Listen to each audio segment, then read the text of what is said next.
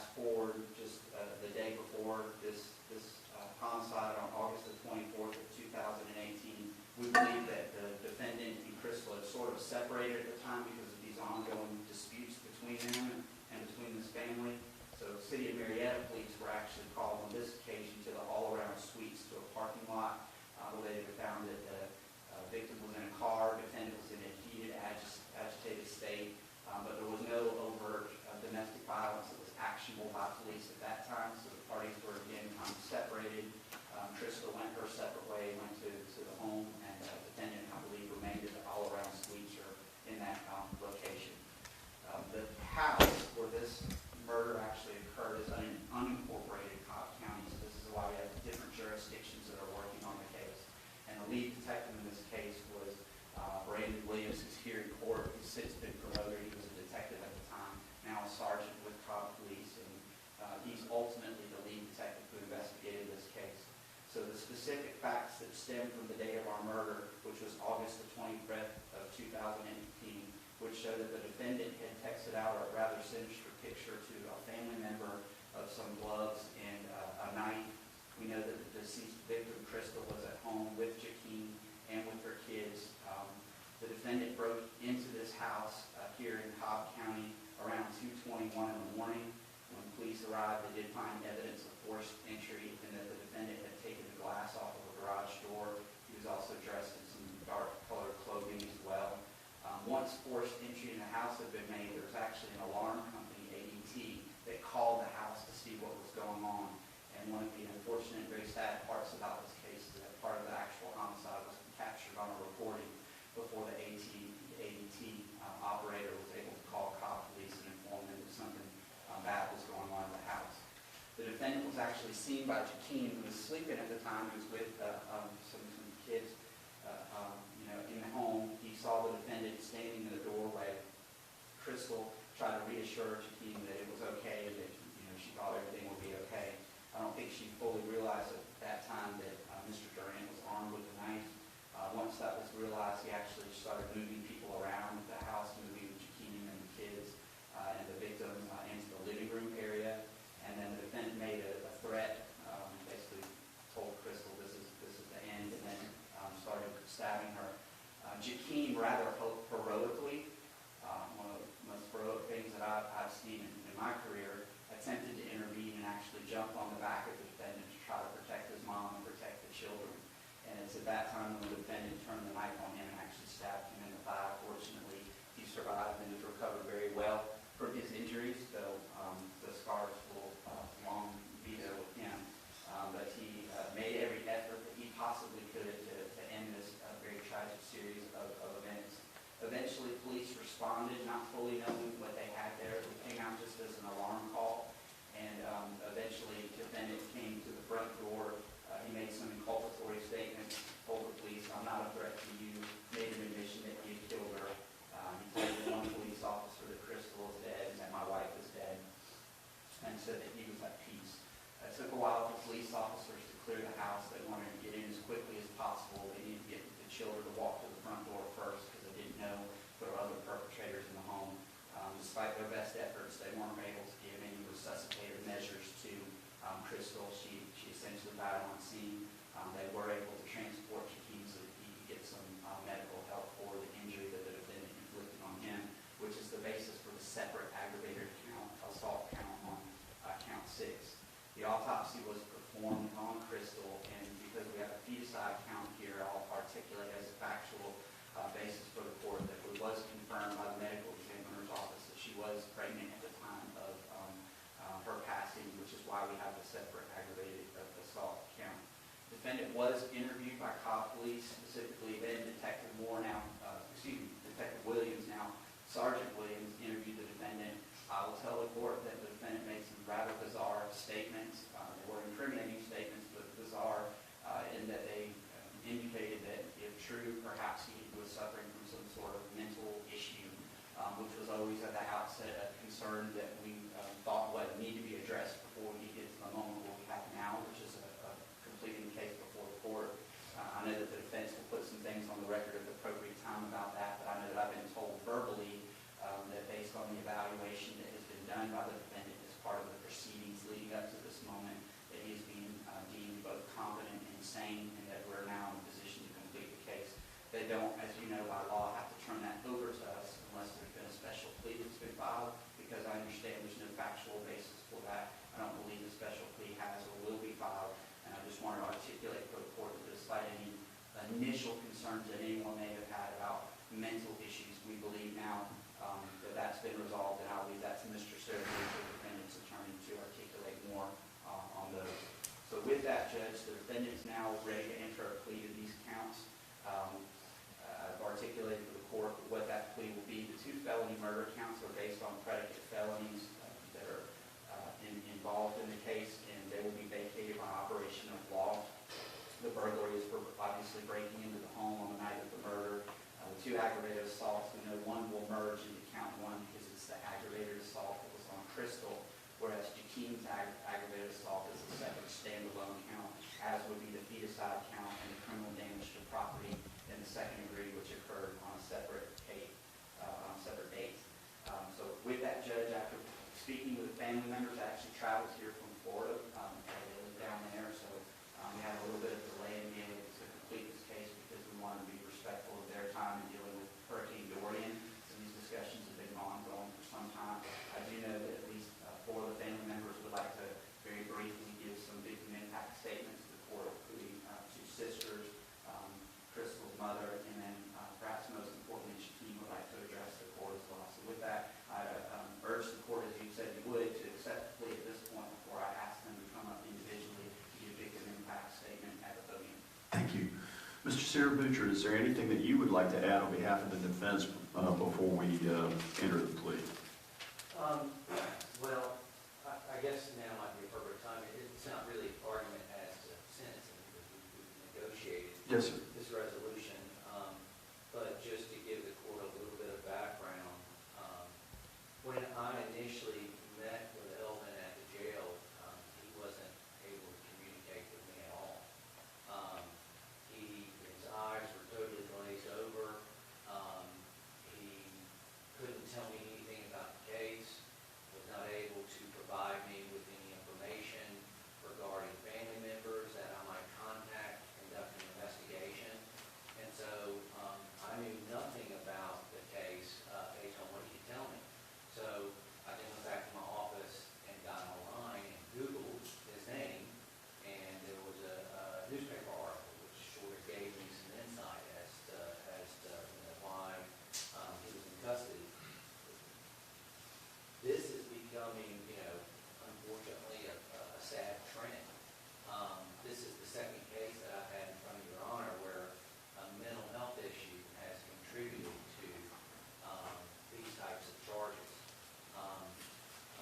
In Elvin's case, we hired a mental health expert with Forensic Specialty Group, and they do a very professional job. We obtained mental health records for him going all the way back to Florida when he lived in Florida. He's originally from Florida.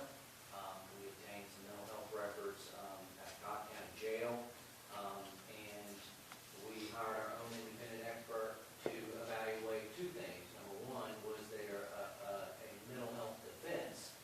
And number 2, was he competent to stand trial because he simply was not able to speak with me. And in fact, when we had the probable cause hearing, because he was in custody after his initial arrest, although he was a little bit more cognizant, in my opinion, of what was going on, the magistrate took judicial notice that there was a concern. And so immediately we knew that this was going to be a mental health defense and a mental health issue. And unfortunately, his mental health issues didn't rise to the level of a legal defense per se. However, the doctor indicated in her, and I had her provide me a letter from my file for findings, but she indicated that he was being treated for severe and persistent mental illness, the most recent diagnosis at the Cobb County Jail for schizophrenia and post-traumatic stress disorder, that he had significant mood instability and symptoms of psychosis, and that in her opinion, the most appropriate diagnosis would be schizoaffective disorder and bipolar.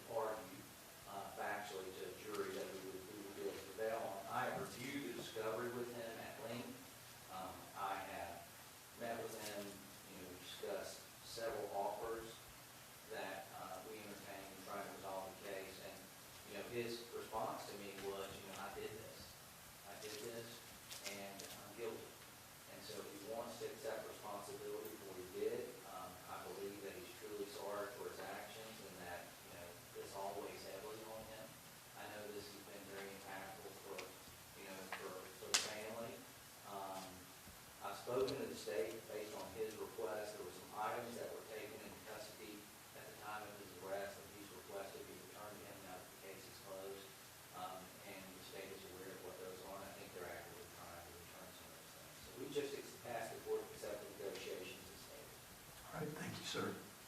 As I said previously, what we'll do now is enter the plea, and then before sentence is entered in the case, I'll hear any other statements that either side wishes to put before the court. Mr. Durant, you understand that in order to enter this plea, you actually have to give up certain rights, correct? Yes, sir. I'm going to go over those rights with you now. I'm going to ask you some questions about them just to make certain that you understand the full extent of the rights you are giving up if you enter this plea. So please listen carefully and respond to my questions. First, are you able to hear and understand my statements and questions? Yes, sir. Are you now under the influence of any alcohol, drugs, narcotics, or pills of any kind? Just the one that has been prescribed to me. Something prescribed to you at the jail? Yes, sir. Does it in any way affect your ability to understand what we're doing here today? No, sir. Thank you. How old are you, sir? I'm 58, sir. And how far have you gone in school? High school PhD. Good. And I assume that means you can read and write in the English language? Yes, sir. Have you ever been a patient in a mental institution or under the care of a psychiatrist or a psychologist? Yes, sir. As we stand here today, are you currently suffering from any kind of disability or disorder that would in any way prevent you from being able to understand what it is we're doing here today? No, sir. You know where we are and what we're about to do, correct? Yes, sir. Thank you. Are you a citizen of the United States? I am, sir. Have you had the opportunity to speak with and have you spoken with your attorney about this case? Yes, sir. And is Mr. Sirabutra your attorney? Yes, sir. Is this plea of guilty made upon your own free decision and choice after speaking with your attorney about that decision? It is, Your Honor. Has your attorney discussed with you how this plea could impact your eligibility for parole? Yes, sir. Are you satisfied with the services your attorney has rendered on your behalf? I am, sir. And do you authorize and instruct your attorney to enter a plea of guilty on your behalf? Yes, sir. Do you understand what you're charged with in this case? I do. Do you understand that upon your plea of guilty, you could be imprisoned for a maximum of up to basically 2 life sentences plus 45 years? Yes, sir. And do you understand you can either plead guilty or not guilty to the charges?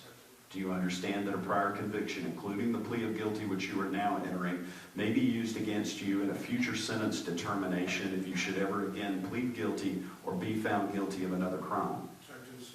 Has anyone made any promise or threat to you in order to influence you to plead guilty? Nothing other than the plea agreement. All right. Nothing, no. Nothing other than the plea agreement. Oh, okay, so that's the only thing that's been offered to you, is that what you're saying? And do you understand that by pleading not guilty or by remaining silent and entering no plea at all, you would automatically obtain a jury trial? I do. I'm going to go over with you now some additional constitutional rights that you have, so please listen carefully to those, and at the end I'll ask you to respond. Do you understand that you may plead not guilty to the offenses with which you've been charged, and that if you choose to plead not guilty, the Constitution guarantees you the following rights? The right to a speedy and public trial by jury, the right to see, hear, and cross-examine all witnesses called to testify against you, the right to use the power and process of the court to compel the production of any evidence, including the attendance of any witnesses in your favor, the right to have the assistance of an attorney at all stages of the proceedings, that you do not have to testify against yourself or incriminate yourself, that you are presumed innocent, that you have the right to make the state prove your guilt beyond a reasonable doubt as to every essential element of the crimes charged, and that you have the right to testify and offer other evidence in your own behalf. Do you understand all of those rights? Yes, sir. Do you understand that you will be giving up those rights and the other rights I've gone over with you by entering this plea? I do, sir. Do you wish to waive your right to a jury trial so that you can complete this plea today? I do, sir. And how do you plead to the charges, guilty or not guilty? I am guilty, sir. You are in fact guilty? Yes, sir. And do you acknowledge that there is a factual basis to support this plea? Yes, sir. Do you understand that even though this is a negotiated plea with a sentencing recommendation, I'm not required to accept that recommendation? Yes, sir. And do you understand that if I reject the negotiated plea agreement, you would have the right to withdraw your plea before sentence is entered, but if you did not withdraw that plea, then I would proceed with sentencing in a similar manner as if you had pled not guilty, had stood trial, and had been convicted by a jury? Yes, sir. Have you ever been issued a Georgia weapons carry license or a concealed carry permit? No, sir. And have these questions that I have just gone over with you previously been read and explained to you by your attorney? Yes, sir. Thank you. Mr. Sirabutra, has the defendant been informed of his rights, and have those rights been explained to him? Yes, Your Honor. Do you believe that he understands the consequences of a guilty plea? I do, Your Honor. Thank you. Mr. Durant, based upon your responses to my questions and my observations of you here in the courtroom, I do find that your plea is being freely, knowingly, and voluntarily entered. I find that it's entered without undue influence, compulsion, or duress, and without promise of leniency. And I make a special finding that I do believe that you are competent to enter this plea as we stand here today. Based on all those findings, I'll allow you to enter it as a written guilty plea on the court records. Thank you, sir. Yes.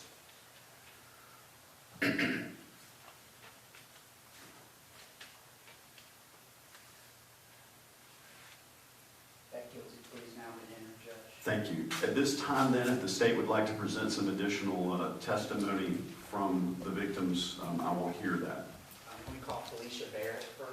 All right, Ms. Barrett, if you'll come around to the podium where Mr. Evans is standing, please.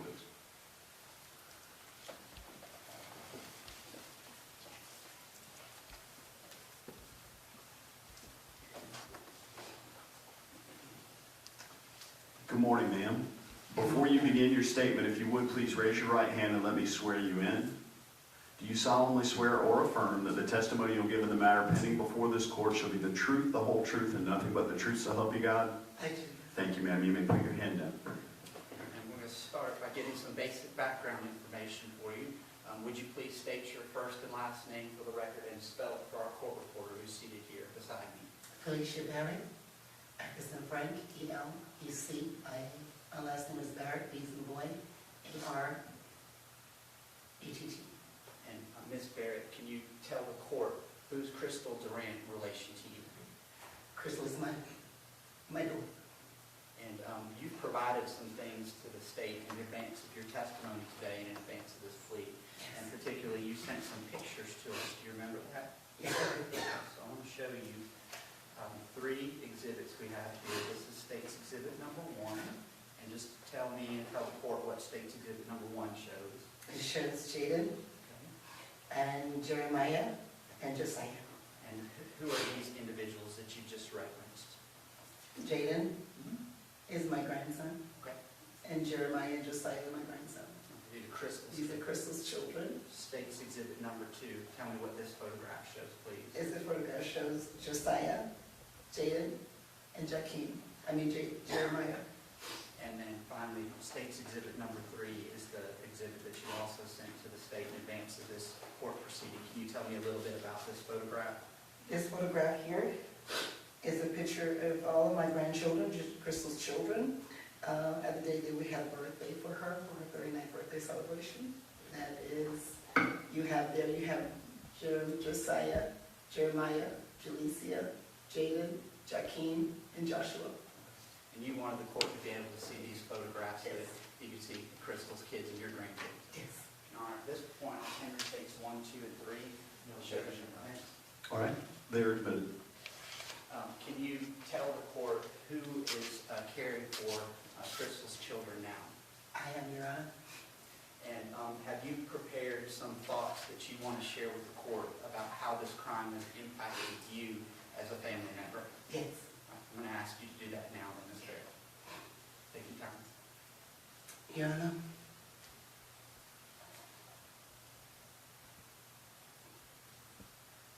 My life without my daughter, Crystal Durant,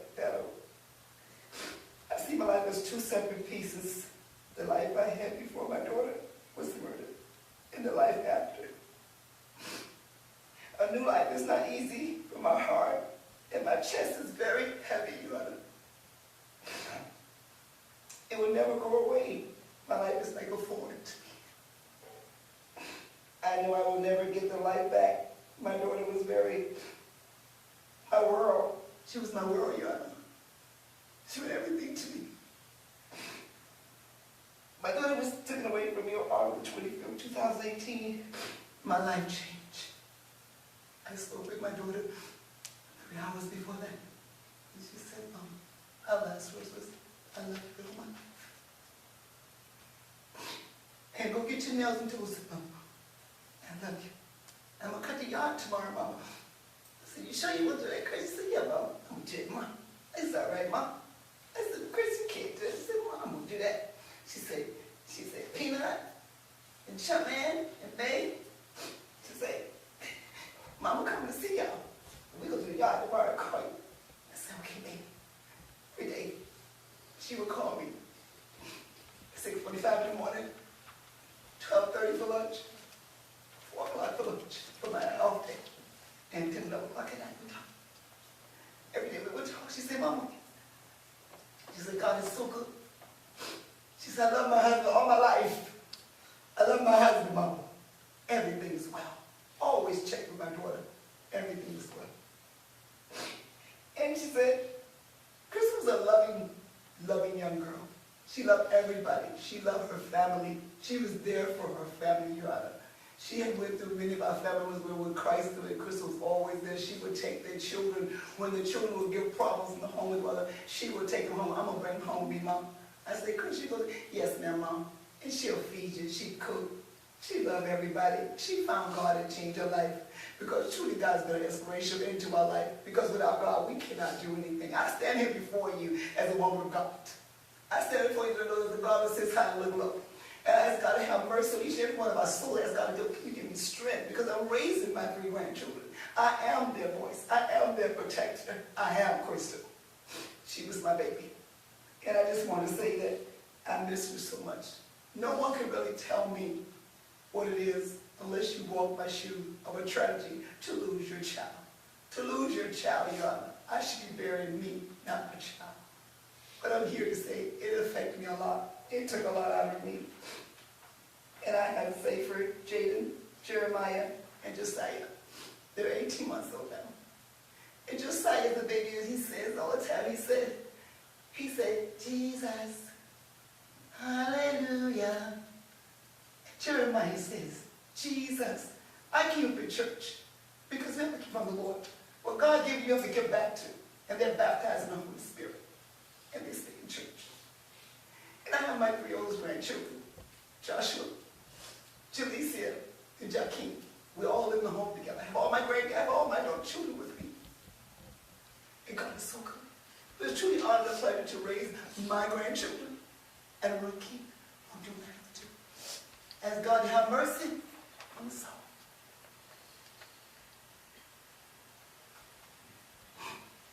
Anything, Mr. Sarah Butcher?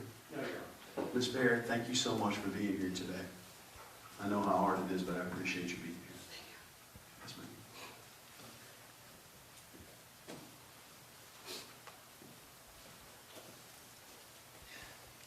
Tawana?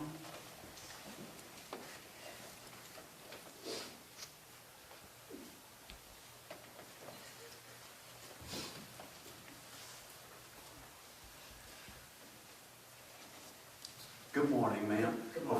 Before you give your statement, if you would please raise your right hand for me. Do you solemnly swear or affirm the testimony you're about to give in the matter pending before this court shall be the truth, the whole truth, and nothing but the truth, so help you God? Yes, Your Honor. Thank you. You may put your hand down. We're going to start off just as we did with Felicia just a moment ago by getting you to state your first and last name for the record and spell that for our court reporter. My name is Tawana Mitchell. It's T-A-L-A-N-A, Mitchell, M-I-T-C-H-E-L-L. And can you please explain your relationship to Crystal Durant?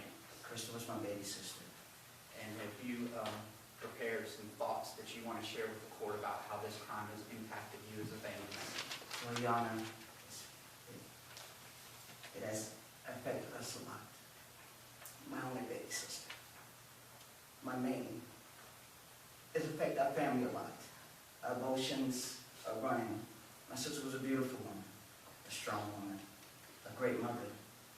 No, being a parent don't come with instructions. She was good at it. She made sure her kids were well taken care of. My worst thing is to see my older nephew and niece go through so many emotions, so much anger. And it affected them a lot. And that's what bothers me more. No more memories, no more picking up the phone, no more Jesus. But in due time, that pain will heal. And I just want to let you know that it has affected my family a great deal. For my baby nephews to grow up without their mother, it really takes a toll. But I do thank my mother for being the woman that she is, to raise us to be strong and stand tall throughout it all. And I thank the prosecutor and everyone in Cobb County for all your hard work. Thank you very much. Thank you. Mr. Sarah Butcher, anything for this witness? Ma'am, thank you so much. You can be seated. Thank you.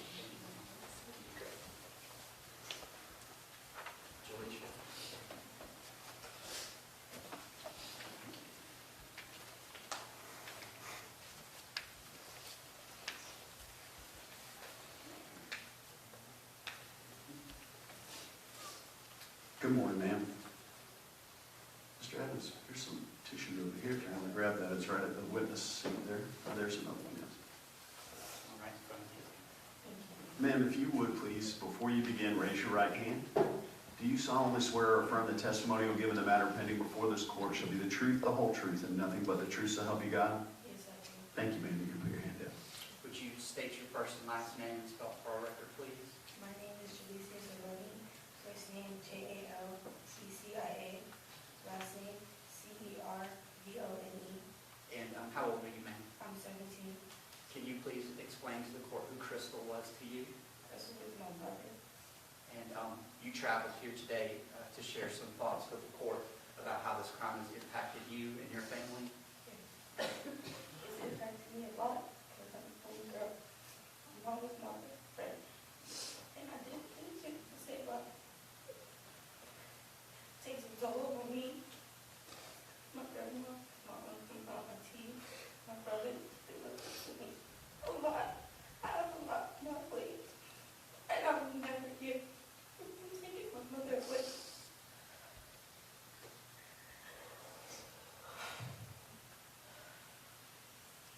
I believe in God, that I'm gonna make it, and I'm gonna make my mom proud, gonna make them proud, no matter what I've been through. The last 5 years, she's been gone. I'm gonna stand tall, because I am Crystal. Her name will never die.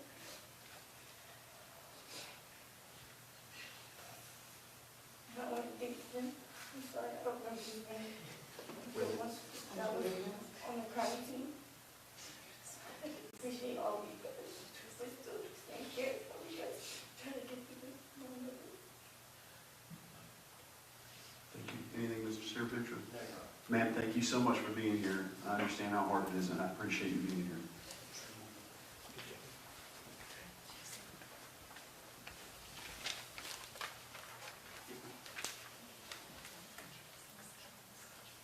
That's fine. I'll give you an opportunity in just a moment. Okay.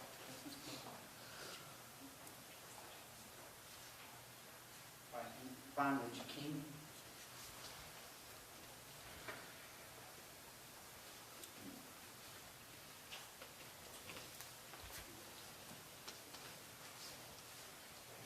Good morning, sir. Good morning. If you would, please raise your right hand for me. Yes, sir. Do you solemnly swear or affirm the testimony you'll give in the matter pending before the court shall be the truth, the whole truth, and nothing but the truth, so help you God? Yes, Your Honor. Thank you, sir. You can put your hand down. Yes, sir.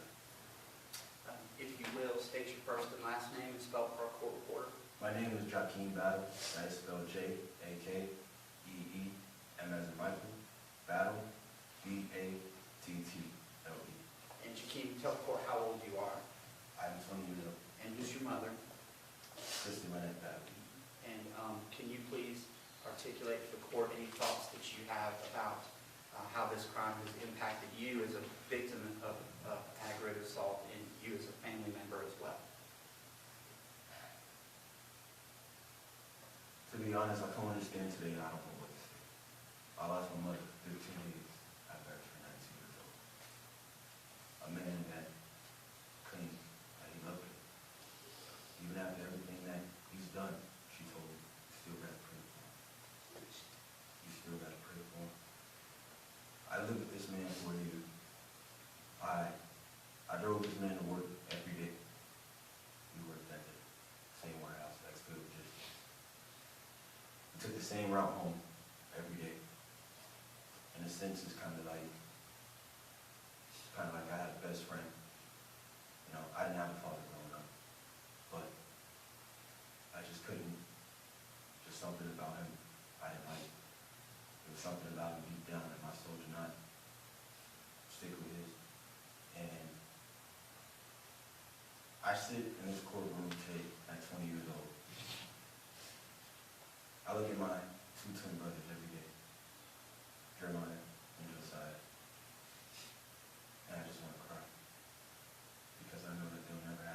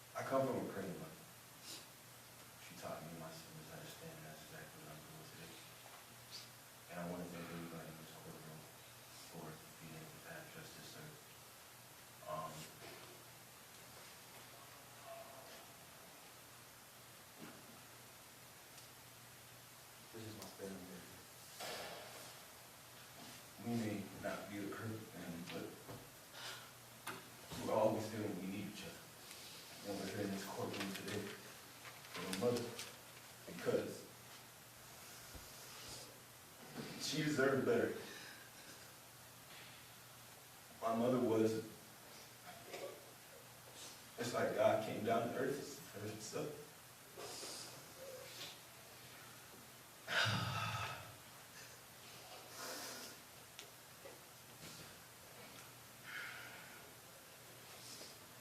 I have so much emotions, I just don't know how to let them out. Took my mother with her, 6 kids. But in the end, we're all still here. And from the bottom of my heart, Jaden, Josiah, and Jeremiah, we raised the right way. He took our mother from us, but we still smile. I would not let him have that victory. And I'm here today to see him get put away for the rest of his life. And I thank him. I thank you for that. I thank you, King Lord. I thank this man right here, because he was there. He came to the hospital that night and he talked. And, you know, I knew she was gone, but I had to ask him. And October 4th, August 25th, 2018, we took him up. And October 4th, when justice was served. That's all I have to say now. Thank you. Anything further with it? Sir, thank you so much for being here today. I really do appreciate it.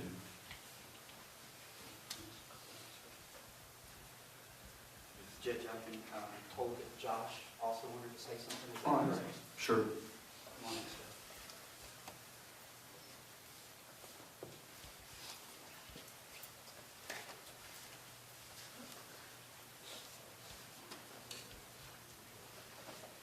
Good morning, sir.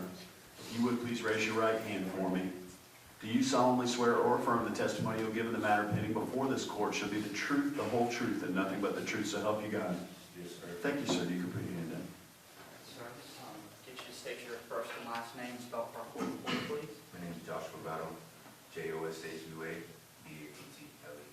And tell the court who Crystal is to you. Crystal Battle is my mother. And you have some thoughts that you want to share with the court today about how this crime has impacted you and your family. Yes, sir. Your Honor, 2017, in July, was the last time that I physically laid eyes and touched my mom. That's the last time. I made a decision to try to better my life as a young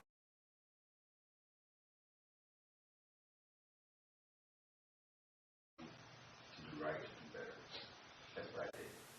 I met my beautiful girlfriend, Haley, who now we've been together for almost 3 years now.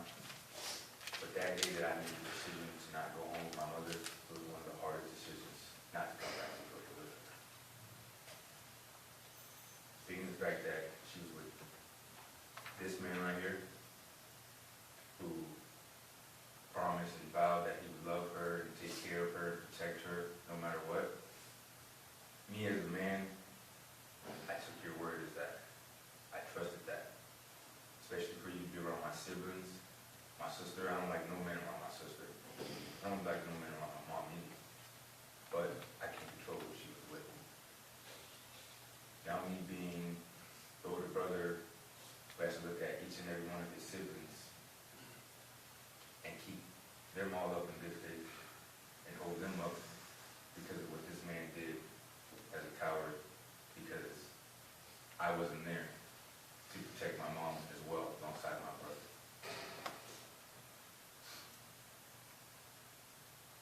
They may have had a lot of differences, but none of the differences that they have had equaled up to him having to physically take her life. I've always done wrong, disrespected my mom a little bit in the past when I'm growing up. You know, when you're growing up, you think you're grown, you want to do whatever you want to do. Of course, I was that kid. But when I moved away, I promised myself that I would better myself, I would do right for my mom, I would make her proud, make her happy. I'd be that son that she has always wanted. Now, I didn't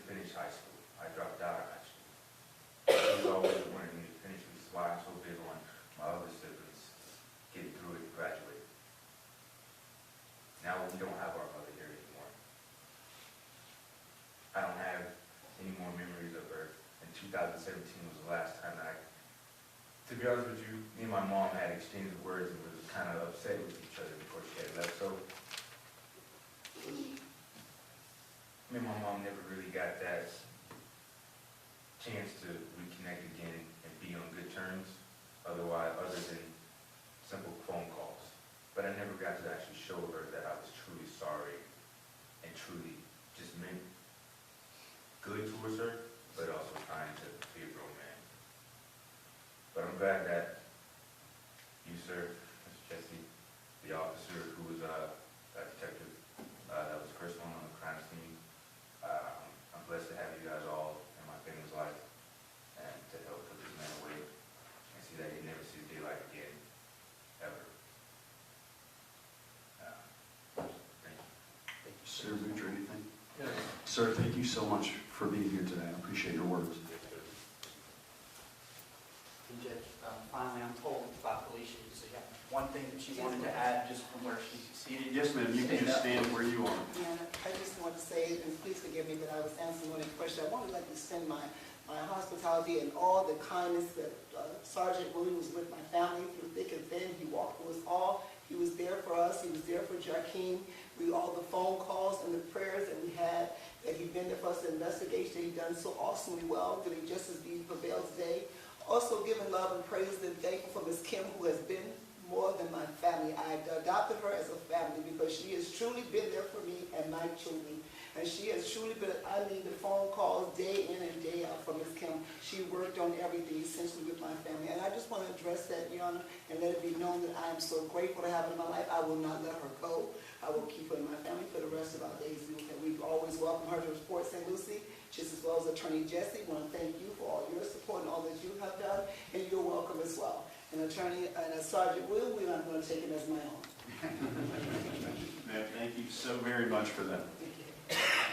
Yes, sir. With that, we ask you to accept the sentences we've articulated to the court, which would be a life sentence as to count 1. You would receive 20 years as to count 4. Run 20 years to serve, run concurrent with count 1. Counts 2 and 3 are vacated by operation of law. Count 5, the aggravated assault involving Ms. Durant, that will merge as a matter of law into count 1. The additional 20 years as to count 6 is to run concurrent. That is for the aggravated assault perpetrated against Joaquin. There's a life sentence for the feticide. That's the second life sentence in this case to run concurrent with count 1. And then finally 5 years to serve for the criminal damage to property in the second degree. Thank you, sir. Mr. Sarabutra, is there anything that you'd like to present before sentences enter in the case? Judge, I think my client would like to address the court before sentencing. Yes, sir. I did swear you in at the beginning, so Mr. Durant, you may address the court. I would just like to say there's no words that can express the hurt and the pain and the sorrow that has been inflicted upon this family and my family as well. But I'm sorry. I'm sorry, and I understand each and every family member that has shared here, this honorable court who had to use due process to hold me accountable for my actions. I just want to say I'm sorry. Thank you. Anything else then? All right, then you may have him execute the sentencing form.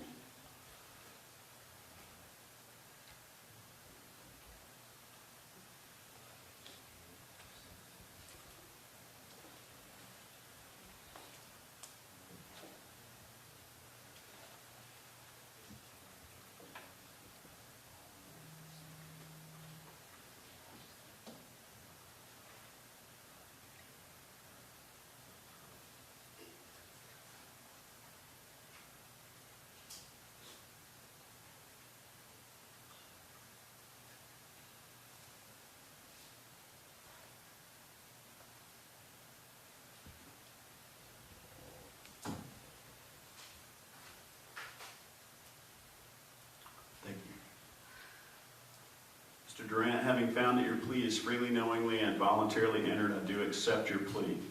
I therefore find you guilty on count 1 of 1 count of malice murder.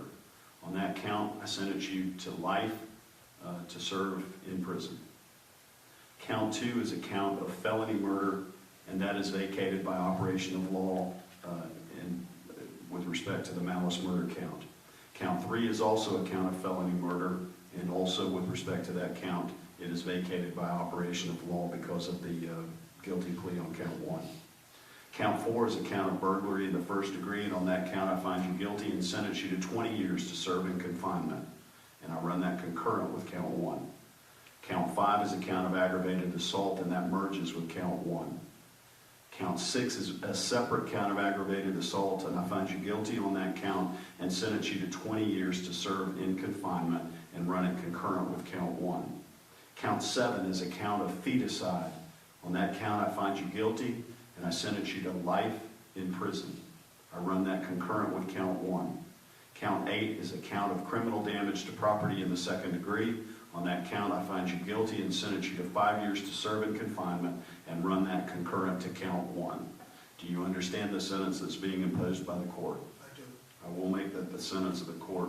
Counsel, on counts 2 and 3, there's indicated on this form that there's actually a guilty plea in counts 2 and 3, but because they are vacated by operation of law, I'm simply going to strike through that because technically it's not a guilty plea with respect to counts 2 and 3. Is that satisfactory? I think as a practical matter, it doesn't matter. Had a jury Right. convicted on all 3 counts, I think you would have to put vacated, but you would also say that he's guilty of those counts. Right. I think technically it's a plea to the counts, but I have no objection to you striking through that since the net effect is that they must be vacated by operation of law. Exactly. Any objection, Mr. Senator? Thank you. All right, I will make that the sentence then. Mr. Sirabutra, have you explained to the defendant his rights with respect to habeas corpus? I have, Your Honor. All right, thank you. I can't see the family, so I'm going to stand up. I'm sorry. I want to thank you so much, folks, for being here today. I can't imagine how difficult this is for you. I just want to tell you how impressed I am with all of you, the strength that you've showed in just being here, but also the strength that you've showed in rallying together in this most difficult circumstance, something beyond my imagination. I think you've been, for what it's worth, excellent representatives of your mother and your daughter and your sister in this matter. You have impressed me greatly that you're good people who've had something incredibly evil and tragic happen to you. I'm very sorry for your loss in this case. I'm only glad that we have a justice system that's able to give you some small measure of justice, and that though I cannot do anything that will lessen the pain or certainly not bring back the loss of your loved one, I hope that this in some way not only gives you closure, but also inspires you to mark this as the day that you will start to go on with your lives, to be the good people that your mother or your sister or your daughter would have wanted you to be going forward in the future, to take care of those children who are going to need you throughout the rest of your lives and their lives, and to just simply honor the memory of her with the things that you do for the rest of your lives. I thank the law enforcement people who have been involved in this case. Mr. Sirabutra, I also thank you for all that you've done. I know how hard you've worked on this case. I appreciate the fact that at least the defendant is here today to admit what he's done and to accept the penalty that has been agreed to. But I thank you folks very, very much for all that you've done and for being here today. With that, we will enter the sentence in the case. Is there anything further that needs to be done from the state's perspective? No, Your Honor. Anything else from the defense perspective? No, Your Honor. All right, then we will be in recess in this case. Deputies, he's with you. Thank you.